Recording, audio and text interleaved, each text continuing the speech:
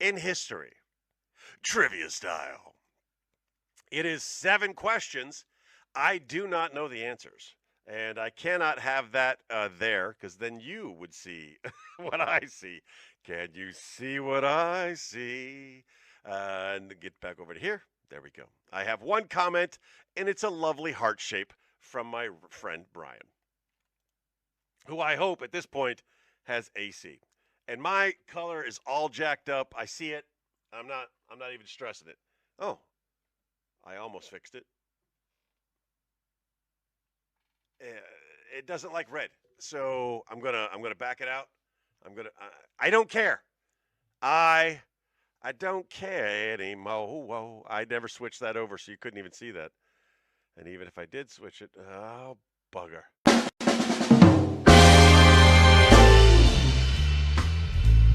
Ignore what you see here. Didn't work. Don't care. I don't care. I'm not stressing over that. It's a beautiful Sunday. I'm not stressing. I am going to go into your national. Nope. That's wrong. I'm going to go into the history events quiz. The history. There we go. just moving on. On October 13th, 1792. The cornerstone of what famous building in Washington, D.C. was laid? October 13th, 1792. The cornerstone was laid for what famous building? I do not believe I am going to go 7 for 7 this week. The options are the White House, the U.S. Capitol, the Lincoln Memorial, or the Washington Monument. Now, I'm going to wait for your answers, and I'm going to talk you through mine. I do not believe in 1792 they were erecting a monument to Abraham Lincoln. Eliminated, gone, out of there. I also don't believe in 1792 they were making a monument for His Royal Highness, Presidente Numero Uno. Hey, James, good to see you. I don't believe they were making a monument for Washington. So they're eliminated. It's gone. Down to a 50-50 choice. Is it the White House or is it the U.S. Capitol? Mr. Taney jumps in with the Capitol. They don't have they didn't have the elevator for the Washington Monument. Is it the Washington Monument? No, is it the White House or is it the U.S. Capitol is the dilemma that I am having. I could flip a coin and be right or wrong. I'm going to agree with Mr. Taney. Why? Because he's a pretty smart guy, and I have no difference. I have no idea. I'm going to go with the U.S. Capitol. That's question number 1. Question number 2. On October 14th, 1947, what pilot became the first person to break the sound barrier? What's its house burned in the Civil War, so maybe. No, that's not right. Stop it. Go with your first answer. We made that mistake before. Question number 2. October 14th, 1947, what pilot became the first person to break the sound barrier? Was it, here's your multiple choice options, Amelia Earhart, Chuck Yeager, Howard Hughes, or John Glenn? Mr. Taney pops in immediately with Chuck Yeager, and I think he does that because he's right. We know it's not Amelia Earhart. What did she do? She, I almost crossed the line there. I saw the line I was getting ready to cross while I look at the camera that's not there, and I pulled back. So it's one of those moments where I'm proud of myself. Was it Amelia Earhart? No, it wasn't. She's famous for getting lost. She's not famous for breaking the sound barrier. Was it Howard Hughes? No, he was famous for retaining his urine and growing his fingernails long, not breaking the sound barrier. Was it John Glenn? It could be. Was it Chuck Yeager? It is. It is Chuck Yeager. U.S. Capitol, Chuck Yeager. I feel like maybe we could go 7 for 7? Let's find out together. Question number 3. October 15th, 1993. What African leader was awarded the Nobel Peace Prize alongside F.W. de Klerk? I don't even have to look at the multiple choice answers. I know who this is. Do you? October 15th, 1993, this man was awarded the Nobel Peace Prize along. It is not Obama, Mr. Taney, but that's funny. This man was awarded the Nobel Peace Prize in 1993 alongside F.W. de Klerk. Well, if you knew your Lethal Weapons movies, you would know that that person is Mandela. Here are your options. We'll see if I'm right or wrong. Was it Mandela? Obama. Was it Desmond Tutu? Was it Thabo Mbeki? Or Robert Mugabe? I don't think Robert Mugabe has ever gotten the Nobel Peace Prize because he's pretty famous for murdering his opposition peacefully. Was it Mandela? Was it Tutu? Was it Mbeki? Or was it Mugabe? My answer is Nelson Mandela. Terrorist necklacing is terrible. We'll have to talk about that, Mr. Taney. He's got an opinion, obviously, there. On October 16th, 1964, which Asian country conducted its first successful nuclear test? I disagree with you. Mandela did not do the killing. He was in prison. He couldn't do the killing in prison for 27 years. Yeah, we got to check your history books. I think you are wrong on this one. And I respect you and I like you. I think you might be wrong on this one. Moving on, October 16th, 1964. What Asian country conducted its first successful nuclear test? Here are your options. Was it India? Was it China? Was it Pakistan or North Korea? India, China, Pakistan, North Korea. We are moving on from question number 3. This is question number 4. What Asian country conducted its first successful nuclear test? Well, shoot. It's 64.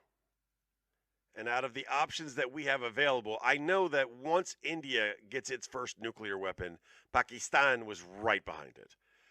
North Korea, I don't think had gotten there yet. I'm going to go, me personally, I'm going with China. I want to say China in the Trump voice, but I think it's India. You can just say China in Trump voice, and I will read it that way. But you're guessing India, correct? I think you're wrong. Like you're doing a lot of wrong things today. Question number 5. Remember, there's only 7. Don't get bored just yet. Question number 5. October 17th, 1989. 1989.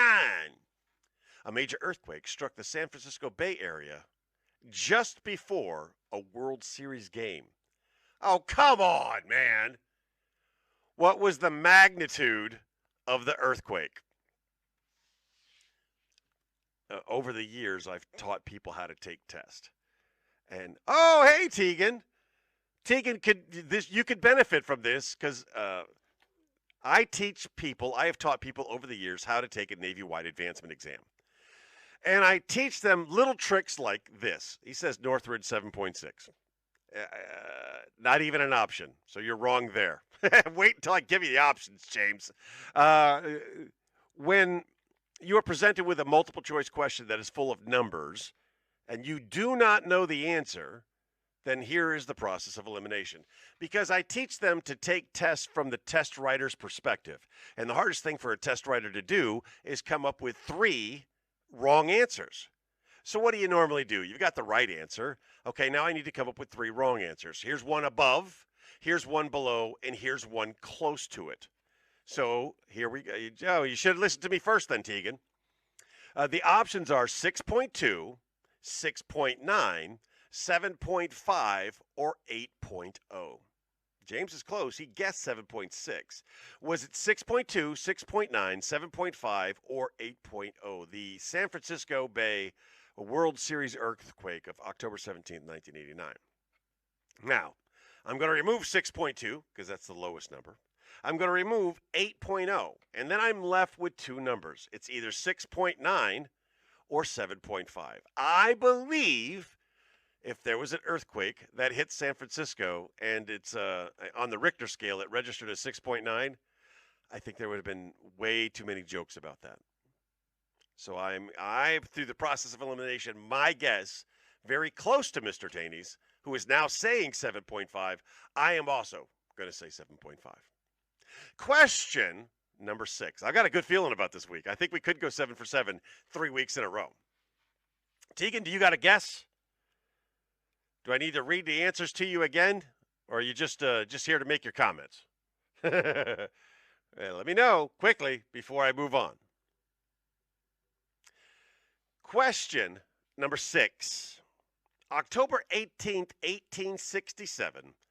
My mouse is moving for no reason all by itself. I'm watching this happen. October 18th, 1867. The United States officially took possession of what large territory? October 18th, 1867, the United States officially took part of what large territory? I'm going to give you your options, and then after you have a chance to answer, I'm going to give you my answer. Mr. Taney's already saying Alaska. 1867. That's a good guess. Hawaii is also an option. Texas is also an option. And Louisiana is also an option. Mr. Taney is referring to Seward's Folly, which Secretary of State James Seward did purchase Alaska. Super, super cheap. Best deal we ever made, except for, a couple of corn husk and beans for Manhattan. But Alaska was a good one, too. October 18th, 1867, the United States officially took part of what large territory? He's going with Alaska. I don't think that occurs until a little bit later. I'm going with the Louisiana purchase. I'm going with Louisiana. That's my guess. He's going with Alaska. Tegan is going with Tardy. She's going with Tardy. We know it wasn't Texas, and we know it wasn't Hawaii, okay? Okay, because Texas was a part of the Louisiana purchase, and Hawaii is many, many years later. Tegan is also going with Louisiana. Thank you for chiming in. Finally, I shouldn't have to beg you for your answers. I'm not Julie Chen. On October 19th, 1781, the British Army under General Cornwallis surrendered, effectively ending the American Revolutionary War. Mr. Taney is accusing Miss Tegan of cheating. Where did Cornwallis surrender? October 19th, 1871, British Army under General Cornwallis surrendered, effectively ending the American Revolutionary War. Where did it take place? Was it at Yorktown, Saratoga, Boston, or Philadelphia? Now, Mr. Taney is pretty up-to-date on his history stuff. He might be wrong on the Nelson Mandela thing and Alaska. He might be wrong on those. But I don't think he's wrong on this. He says Yorktown. I also believe it to be Yorktown. I believe Cornwallis surrendered at Yorktown. We will give the gym rat, Miss Tegan, an opportunity. Care about the questions or be winning something to cheat. Oh, now we don't care about Tegan's answers because she doesn't care about us. Not cool, Tegan. They keep getting sailors hurt at Naval Weapons Station, Yorktown Naval Weapons Station. Here we go. You've got my answers. You've got your answers. Whether you're watching it now or in the future, here are the answers. Question number 1. We all got it wrong. From the get-go, man, I was really looking forward to going 7 for 7. And then to get it wrong on the very first question, that hurts. The White House, not the Capitol. That's where the first cornerstone was laid on that date. It was Chuck Yeager who broke the sound barrier. It was Mandela who was awarded the Nobel Peace Prize along with F.W. de Klerk. It was China that detonated the first Asian nuclear weapon, not India, Mr. Taney. It was a 6.9. We all got that wrong. Maybe because San Francisco and 69 don't go together is the reason why we won't forget it. But I will not forget it in the future. If you ever ask me again how much that earthquake was, I'll tell you it was a 6.9 in San Francisco. And Mr. Taney got Alaska correct, whereas me and Tegan got that wrong choosing Louisiana. I did think it was a little too late, but hey, you got to live and learn. And finally, I think we all guessed Yorktown. So none of us went 7 for 7 this week, but it's still a great way to start your Sunday, isn't it? Just sit down, find out what the national days of the week are, do some community service notes, and play a little trivia with your friends. That's what we did. That's how we started out our Sunday morning. I remind you today, as I remind you every day, just be the best person that you can be. And if you are a great person today, be an even better person tomorrow. Chick Bruce sends her love. New episode of the lunsb Show to be released very, very soon. And a new episode of the lunsb Show to be taped today. So we'll get that out to you as soon as we can. In the meantime and in between time, stay safe, everybody.